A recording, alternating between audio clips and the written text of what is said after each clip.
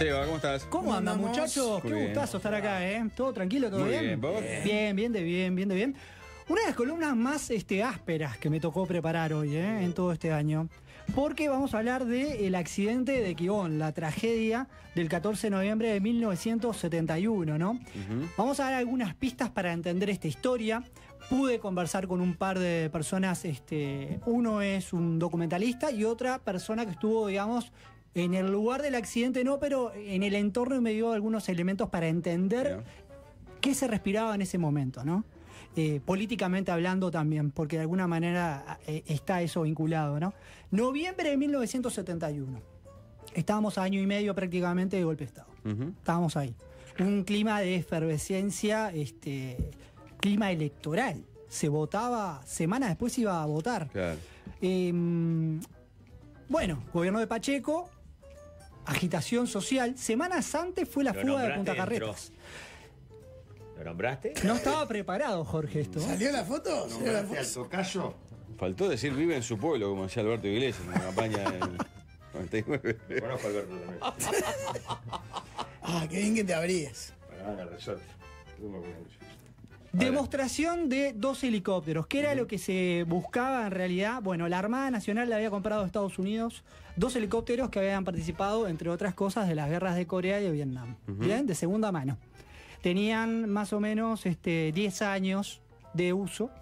Fueron retiradas de servicio en el 69 y se compran, Uruguay las termina comprando la Armada Nacional. Valieron $320.000, se compraron directamente a la Embajada de Estados Unidos, no hubo licitación, no hubo nada.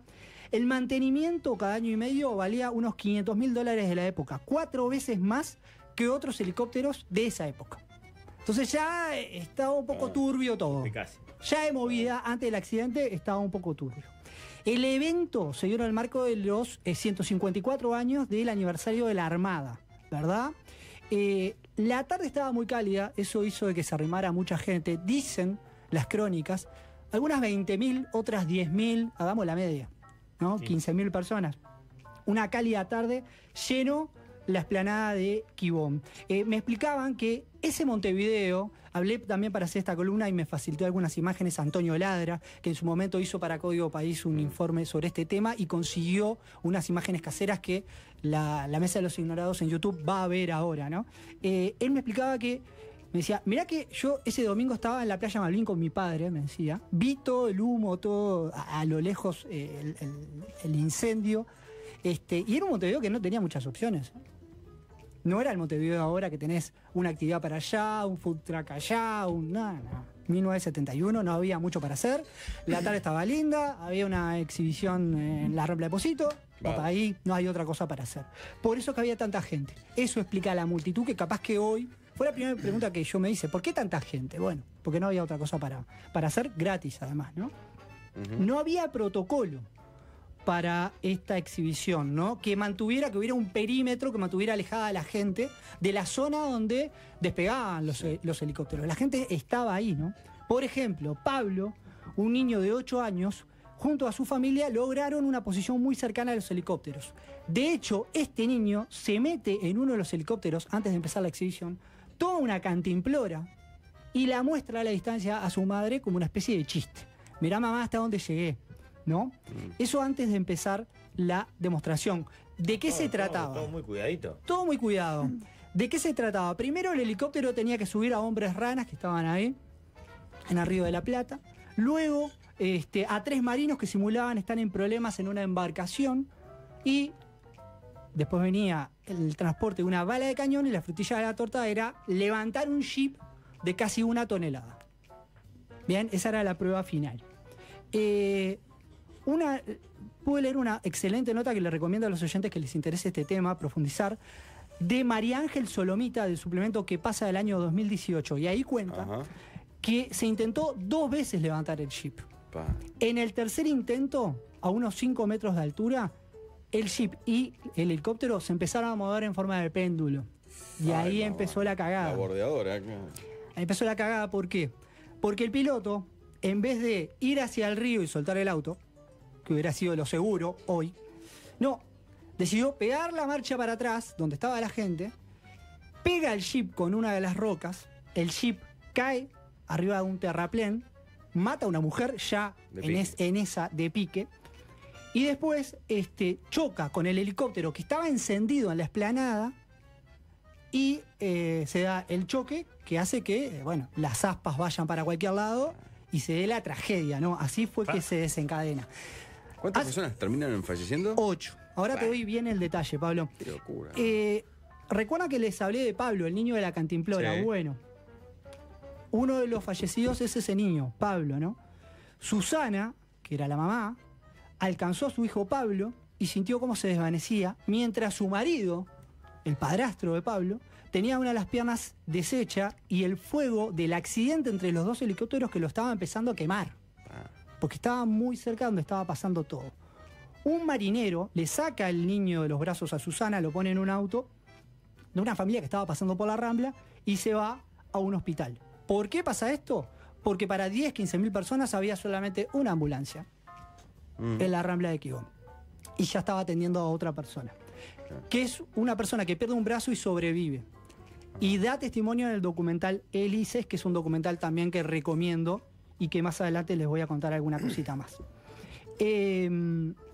Audilio Amaral era uno de los marineros que estaba también custodiando y una de las 3 personas que muere decapitada por una hélice. Fueron 3 marineros los que murieron de esa manera. En el caso de Audilio Amaral... Bueno, la escena es terrible, además, ¿no? No, es espeluznante. Decapitado Un por una helicóptero hélice. cayendo, un jeep pegando con una hélice, revoleando por fuego. Los pedazos de metal que van para todos lados y empiezan a Tremendo, matar una gente. locura. Esa era la hélice de lo que se vivió. Audilio Amaral, que les contaba recién, se lo entierra. Al momento de hacer la reducción, se encontró en el ataúd que había una bolsa pesada en lugar de la cabeza. Nunca se encontró la cabeza de él. Eso se enteraron recién al momento de hacer la reducción la familia, 3 años después. ¿Cuáles fueron las consecuencias? Bueno, las familias involucradas en realidad nunca hablan de accidente, hablan de masacre. 8 muertos, entre ellos 2 niños, 27 mutilados y 13 heridos que sobreviven fue el saldo. No actúa la justicia ordinaria, no hubo culpables en el momento, tampoco hubo muchas explicaciones. ¿No actuó la justicia? En el momento, no actúa la justicia. Y ahora te voy a explicar por qué y cómo fue que se dio. Durante algunas décadas solamente hubieron algunos segundos editados en Canal 4, en donde la parte del accidente no estaba. Había sido recordado por alguien. Todo eso en época de dictadura. Acordate que el accidente es en el 71 y la dictadura viene en el 73.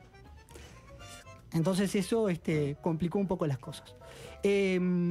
Vamos a ver algunas de estas imágenes en el primer video que ilustra una nota de Telemundo del año noviembre del año 2011, donde se entrevista a Susana Dorado, que es la mamá de Pablo, el niño de la cantimplora. Veamos parte de estas imágenes, Juanjo, y seguimos con lo que pasó después. Lo único que me dijo mi hijo al morir fue, mamá, ¿qué me está pasando? Y sabía que se estaba muriendo. Eso no se lo deseo al peor enemigo de mi vida. Y mi marido, quemándose abajo del helicóptero, lo tuve que sacar yo arrastrándolo. Y viendo, haciendo un giro, veo a todos los muertos. Te los puedo decir dónde estaban todos marcados aquí. Solís García con las 2 piernas amputadas, el padre de ella tratando de salvarse y arrastrándose con la pierna de arrastro, papá de Leivas, otro amputado. Esto era una escena de guerra. Eso es lo que yo no le perdono al Estado ni se lo perdonaré nunca. Esto lo declara Susana 30 años después. En el entonces, año casi. 2011. 40 años. 40 años. En el año 2011. Ahora ni siquiera podrían ir a protestar a ningún lado, a reclamar. No había chance. Sí, hoy en día, la fecha, digamos, en donde se conmemora esa masacre, hay un grupo de familiares que va al punto. Porque hay un monolito que en el gobierno del punto Pedro que Tabaré es- Vázquez se pone un monolito de recuerdo. El punto de la tragedia, donde ese viene en la bajada, donde está la calle ahí, cerca Es de ahí Quibón en la Avanza. bajada donde está la calle, sí. Hay un monolito, el monolito mirá. en realidad es donde Recuerdo. muere el niño, Pablo. Pa. Simboliza Pablo ese Quemada, lugar. creo que era el apellido del niño. Puede ser. Puede ser. Algunos datos de lo que pasó inmediatamente después del accidente, ¿no? Horas más tarde, la nota de qué pasa que decía hace un ratito nada más, Susana, esta mujer que escuchaban, cuenta que volvió a Quibón unas horas más tarde y la sangre y los restos humanos ya estaban tapados por pedregullo. Pa. En una movida muy rápida, muy poquitas horas, ¿no? Los estaban tirando desde camiones de la Intendencia de Montevideo. De los helicópteros, Pará, y tú estamos viendo una foto de Sí. digamos, Del del incendio. otro lado de la playa Positos, ¿no? Sí, sí. Y ahí te das cuenta en la foto que se ve en YouTube la cantidad de gente. Claro. Que es impresionante. Esa rambla llena. Mucha gente de Quibón Llena de arena. hacia Trubil, digamos. Sí. Es impresionante la cantidad. Pero ves todavía, a pesar que ya estaba el humo ahí, el incendio, en el terraplén todavía había algo de gente, ya alejándose, por supuesto, ¿no? De los helicópteros sobrevivieron las colas. No se sabe muy bien qué pasó con los restos de los helicópteros. Hay varias versiones. mira. Desde que estuvieron unos años en Laguna del Sauce hasta que los hicieron desaparecer en el Río de la Plata. No está claro qué pasó. Hubo quienes quisieron iniciar un juicio, pero ningún abogado se animó a representarlos. Rafa, y ahí viene la parte de la justicia que pasó, que vino después. 1972 no era el mejor año para un reclamo de estos. Era un Montevideo convulsionado, violento, al borde de la dictadura. La Armada decidió que el accidente se tenía que investigar, pero en la justicia militar. Y eso ya te da... A pesar de haber muertos civiles. Claro. Me suena conocido. En marzo de 1972, un tribunal militar dio por cerrado el caso por no encontrar transgresión a ninguna norma vigente. Entre el personal de la Armada se rumoreó que el piloto Perdomo le descontaron del sueldo el costo de los helicópteros hasta que murió. Pa. En 1973, la prensa publicó que iban a indemnizar a las víctimas. Algunas fueron citadas sin abogados para negociar nada, digamos, para aceptar lo que te pudiera dar la Armada, ¿no? Algunas las llamaron y otras no. Nunca se supo en realidad por qué la diferencia de unas con otras. Charlé con Adrián Barrera. Adrián Barrera es uno de los realizadores del documental Hélices, que se los recomiendo. Sí. Está disponible para ver en YouTube. Es un trabajo del año 2013 que aborda este incidente en profundidad. Es muy recomendable. En este audio, Adrián me cuenta sobre cómo fue el proceso de indemnización, muy discutido y muy aleatorio. Y van a ver también imágenes del accidente en el canal de YouTube. Mira. El poder judicial estuvo a cargo del Estado, y esto pasó incluso antes de la dictadura. Entonces, ya de entrada, la indemnización la realizaban las mismas personas que habían cometido el hecho, básicamente, ¿no? La Armada. Ellos mismos eran los que empezaron a querer indemnizar a algunos, que ni siquiera eran a todos, eran medio elegidos a dedo, básicamente con las sumas que ellos quisieran, un poco aleatoriamente, es lo que describen algunos de los damnificados. De hecho, uno en particular comenta que hasta decidió aceptar un trabajo de la Armada justamente como parte de ese pago o de esa indemnización. Lo que sabemos es que ha sido un calvario y no ha sido solucionado, no ha habido indemnización correcta o válida, real, para muchos de los damnificados. Las imágenes que estamos viendo en el canal de YouTube son crudísimas, ¿no? Es un registro casero al que accede Antonio Ladra para el informe de Código País y que nos presta para poder ver. Antes nadie había visto en por lo que 40 vos años. decías, todo lo que había filmado desapareció. Todo desapareció. Eso es un registro casero que se guardó un montón de años y que sale a la luz en ese Código País del año 2008. Mirá. Hasta Por lo que 2008, se ve, nada. El helicóptero que cae y empieza a mover la hélice decapitando, destrozando gente, cae del lado ese de la calle a la piedra, ese pedacito de vereda que hay. Ese bordecito. No de la esplanada para arriba donde empieza la subida de Quibón. pero los pedazos de... Claro, van para ahí. Van claro. para ahí. Y además, si ven bien en las imágenes que estamos compartiendo, está el otro helicóptero, ¿no? Que está encendido además. Entonces, Sí, claro. es terrible lo que sucede. Sobre el tema de la indemnización, hubo quien recibió $2.300 y con eso ya está. A otras les tomaron como forma de pago un viaje de rehabilitación en el exterior. Y hubo un caso en donde se dio a cambio y como indemnización un puesto en la Armada. ¿Bien? Una cirugía plástica en un caso, y en el caso de Pablo, el niño de la Cantimplora, un nicho se prometió. Se pagaron 3 cuotas y después la familia siguió pagando el nicho. Eso fue lo que pasó, contado por la madre. Después la historia, digamos, empieza a tener otros ribetes más de abogados, ¿no? En 1974 aparece un jugador que se llamaba Kenneth Heller, un abogado norteamericano con fama de tiburón, que se entera del accidente y empieza a ver la posibilidad de ir contra la empresa que fabricó los helicópteros. UTC, United Technologies Corporation se llamaba, ¿no? La vio toda, reunió 31 víctimas hizo que se les realizara pericias psicológicas y físicas, pero ni siquiera él pudo acceder a la documentación secreta. Estábamos en dictadura y todo eso estaba tapado.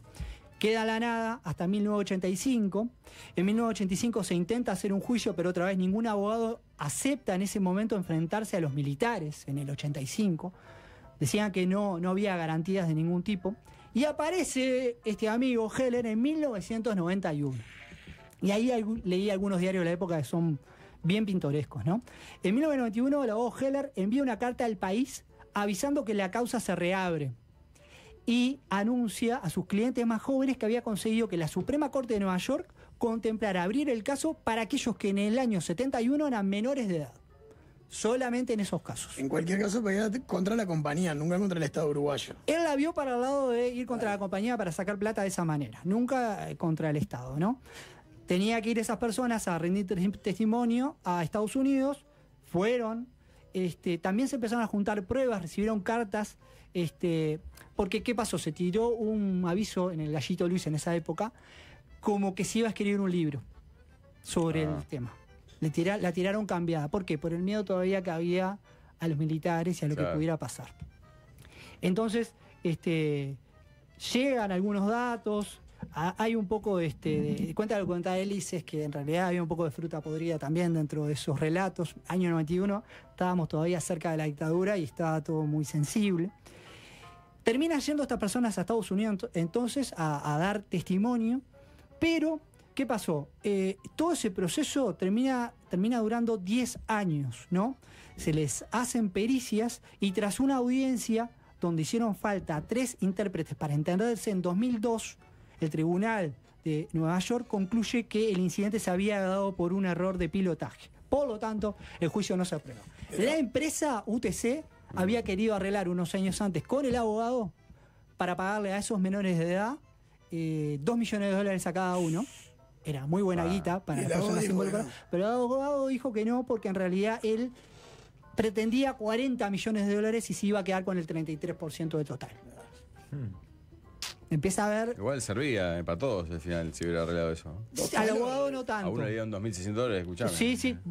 Pero la lógica del abogado, sí, claro. Pero la lógica del abogado... Estadounidense era la lógica. Sí, era totalmente yankee. No era una visión uruguaya de lo que pasó, ¿no?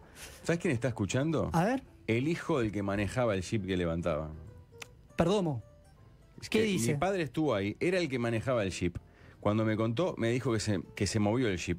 Te puedo dar el fono y cuenta con lujos detalles. Era encargado de transporte de la Armada. Está interesante. Él nació en enero del 44, o sea, ahí tendría... Y ahí tenía... 27 años, 27 años. Era chico igual, ¿eh? Era chico. Muy interesante. Está bueno que haya escrito. Bueno, queda la nada entonces el tema del juicio. Y en el año 2008, y ahí el informe de Código País, sale un documento reservado, en donde empezamos a entender qué pasó. Por lo menos lo que dice ese documento, ¿no? Sí. Fallas y problemas. Adrián Barrera, uno de los realizadores del documental Hélices, en este video que vamos a compartir ahora, nos cuenta los más importantes, los problemas más importantes. Lo que tenía que hacer el helicóptero era transportar un jeep de un lugar a otro. Para eso el jeep quedaba agarrado con un gancho que era parte del helicóptero, y aparentemente al intentar soltar ese gancho, al intentar soltar el jeep en el momento de que estaba pasando todo ese problema, ese gancho no funcionó. Y de hecho ese tipo de mecanismo es algo que se corrigió en modelos posteriores de la empresa. Hay una gran sumatoria de problemas. No había una valla que delimitara mucho entre la gente y los helicópteros. De hecho, las medidas de seguridad tampoco estaban demasiado bien armadas. Hubo problemas particulares ese día con el helicóptero en el sentido de que se le puso nafta de diferente octanaje, por lo cual el helicóptero pierde un poco de fuerza, digamos, además de que las condiciones del día en sí no eran las mejores para hacer ese tipo de maniobras. Hay también, uno de los informes describe que hay un error de pilotaje. Si bien como también se describe que el piloto intentó soltar el jeep y no pudo, también se dice que debería haber seguido hacia la línea del mar en lugar de tratar de volver, lo que hizo que el jeep le pegara al terraplén y hiciera que el helicóptero cayera hacia el quibón. Se describe que la maniobra correcta hubiera sido seguir a la línea de agua o tratar de aterrizar en el agua o dejarlo caer en el agua en vez de volver para atrás.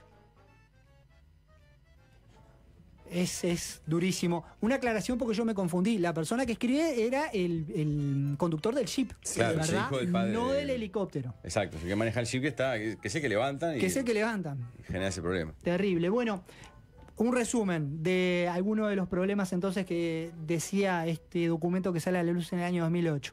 El puesto de copiloto lo había ocupado una persona con experiencia nula en helicópteros.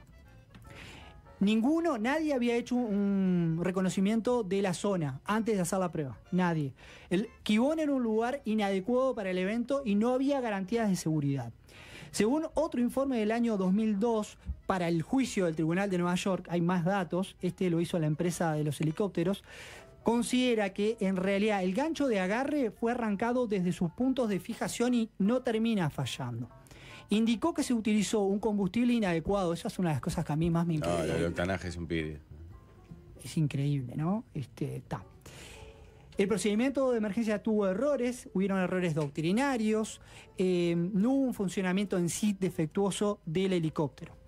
Finalmente, como termina la historia, Fernández Lequini, que había investigado buscando un delito de lesa humanidad que permitiría saltarse la fecha de prescripción de la causa, busca elementos pero no los encuentra, entonces el fiscal termina en el año 2012 archivando el caso. Eso se concede y termina el caso totalmente archivado. Por eso es que Susana Dorado, la mamá de Pablo, dice en realidad no, el Estado me dé una explicación, me dé justicia. Porque en realidad todo termina en la nada, ¿no? Quiero recomendar de verdad, de vuelta, el documental Hélices de Maximiliano Contenti y de Adrián Barrera. Maxi Contenti. Sí, señor. Ellos cuentan de que no quiso hablar nadie de la Armada en ese momento, año 2011, 2012. Y bueno, es como en tantas otras historias, es la pata de la historia que queda por saber, ¿no? O que estaría bueno conocer. Claro. La plaqueta de Quibón dice en memoria a las víctimas de la tragedia del 14 de noviembre del 71 en la explanada de Quibón, que tuvo 8 muertos y 40 mutilados. Parte hoy de los sentimientos y el recuerdo de los uruguayos. Y están los nombres de los 8. El primero es Pablo González Dorado, niño. Bernardo Pilicia Re, Rubén López, Audilio Amaral Olmedo, Luis Belvi Facio, Numan Cerrón Mena, Aide Machado Sarquis y Raúl San Martín. Esto fue una plaqueta de la Junta de Montevideo el 14 del 11 del 2008. El último video para cerrar esta parte del rebobinado de hoy tiene que ver con las dificultades a la hora de hacer el documental en el año 2012, ¿no? Ya habían pasado unos cuantos años. Escuchen a Adrián lo que contaba. Tenemos la anécdota de haber ido a haber pedido registros de los 70s en el archivo de imagen y la palabra del sobre y realmente no conseguir nada. Haber podido conseguir material del 80 y pico para adelante y no antes. Por diferentes razones no hay archivo audiovisual o no se encontró hasta ahora. Otra dificultad bastante grande fue la poca predisposición de algunos actores, digamos, políticos o estatales. Por ejemplo, la Armada no quiso participar del documental de ninguna manera. Yo tengo una anécdota también medio al principio, cuando estábamos empezando con todo. Estaba cubriendo un evento en la Plaza Independencia para una agencia de noticias y con la cámara en la mano, sin filmar, claro, veo a Javier García, me acerco, que estaba en la comisión de defensa de la Cámara Baja en ese momento, y me aproximo capaz sin mucha diplomacia, diciendo quería hablar con él porque estábamos armando un documental sobre lo que pasó en Quibón, etcétera, etcétera. Y medio que al lado había un militar, asumo yo, de alto rango con el que estaba hablando, que me agarró para el costado y me dijo que le diera los datos y que quedábamos en contacto. Y bueno, nunca más hubo mucho contacto ni mucho ida y vuelta con eso. Nos quedamos entonces con la duda de tener una visión de ese lado, como en tantos otros. Yo estaba en Quibón, no había 10.000 personas ni de pedo. Otro dice, tenía una vecina en el buceo en los 80 que perdió las piernas en ese accidente. Era chico y es un recuerdo turbio de esa edad. Otro dice, mi madre nos llevó, yo era chico pero fue una tragedia. Ella nos sacó de ahí lejos, por suerte no tengo recuerdo. Otro oyente dice, mi viejo zafó de pedo, estaba mirándolo desde un kayak en el agua. Viste que había un montón de... La gente que estaba mirando YouTube, la cantidad de gente que había bañándose inclusive, es impresionante. Mis padres estaban en la casa de mis abuelos paternos en Barrio y Lorenzo Pérez. Mi madre cuenta que era un espanto porque la gente pasaba por la calle ensangrentada y lastimada. Claro, como si fueran zombies, ¿no? En el documental cuentan algunas personas que estuvieron ahí, ¿no? Sentía que tenía sangre y no era mía. Ahora, no sé si no había 10.000 personas, porque la playa estaba llena. Vos sabés que todas las crónicas de Mirá la toda época... gente que hay ahí. ¿No hay 10.000 personas? Pero vos sabés, Jorge, que todas las crónicas de la época te hablan de 10.000, 15.000 y leí una de 20.000. No, porque un oyente decía no había ni 10.000 No, personas. capaz que en Quibón, si sumás lo de la Rambla o en la playa que están en toda la curva esa de la bahía, parece, a ver, abundante. ¿Sí? El que perdió un brazo fue trompetista después, bastante conocido. Había perdido el brazo derecho, manejaba como pedo, metía los cambios con la zurda y con un pucho en la boca, era un monstruo. El dato que precisábamos para cerrar la columna. Para que hay un par más que son impresionantes. Dice, se habló tan poco de esta masacre que durante muchos años pensé que lo había soñado. Tengo 64, dice este oyente. Estuve en Quibón con mi hermano y una amiga. Yo tenía 12. Recuerdo cada momento como si fuera una película del momento en el que el helicóptero enganchó al otro y luego la explosión. Luego la gente corrió y los pedazos de hierro al rojo vivo volaban hacia la gente. Un compañero del barrio perdió un brazo. Unos minutos antes del accidente pasó al lado nuestro. Dice esto, gente. Es terrible. Todos los testimonios de gente que estuvo, otras personas que estuvieron en la Rambla son todos terribles. Y traté de hacer una versión suavizada en realidad, ¿no? Porque hay detalles también de las personas que perdieron un brazo, historias que me parecieron un poquito fuertes y... Recuerdo de niño ver durante mucho tiempo la mancha de aceite en la esplanada de Quibón. Se me cayó la cédula, dice otro. Conozco al Manco, trabaja en la Armada. Él paraba en Esmarcat y yo laburaba de mozo ahí. Nosotros jodiendo le hacíamos el ruido del helicóptero. Es más, se lo queríamos poner de rinto. Un poco humor un chiste negro. muy de Rafael. Nunca supe lo salado del episodio. Abrazo grande. Muchas gracias.